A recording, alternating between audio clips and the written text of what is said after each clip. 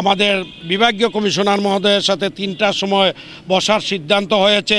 তাই পরীক্ষার্থী সহ বিভিন্ন বিদেশ যাত্রী বা যাত্রীদের সুবিধার্থে আমরা আপাতত আমাদের কর্মবিরতি স্থগিত ঘোষণা করলাম। পরবর্তীতে আমরা বসার পরে সিদ্ধান্ত কী আসবে আবারও পরে আপনারা জানবেন। আজকে আপনারা জানেন এই যে আমাদের পরিবহন সেক্টরের সকল নেতৃবৃন্দ এখানে আছেন।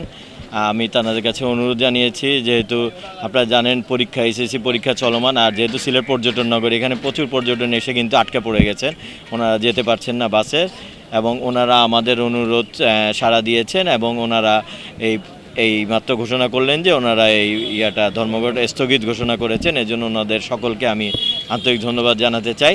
আমাদের সাউথ ডিসি মহোদয় এসেছেন, ওসি সাহেব এসেছেন, মেট্রো কমিশনার সাহেবকে ধন্যবাদ জানিয়ে, রাজনীতিক নেতৃবৃন্দ কেন্দ্রে ধন্যবাদ জানিয়ে আমাদের কর্মসূচি স্থগিত ঘোষণা করে বিদায় নিচ্ছি।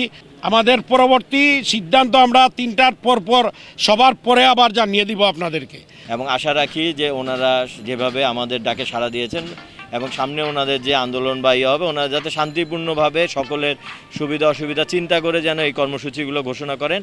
আর যে 6 দফা দাবি, এটা আসলে গভর্নমেন্টের উচ্চ পর্যায়ে এটা নিয়ে আলোচনা রয়েছে। আশা রাখি গভর্নমেন্ট এই ব্যাপারে খুব দ্রুত একটা সিদ্ধান্ত নেবেন। এই পর্যন্ত ওনাদেরকে ধৈর্য রাখার আমি অনুরোধ জানাচ্ছি।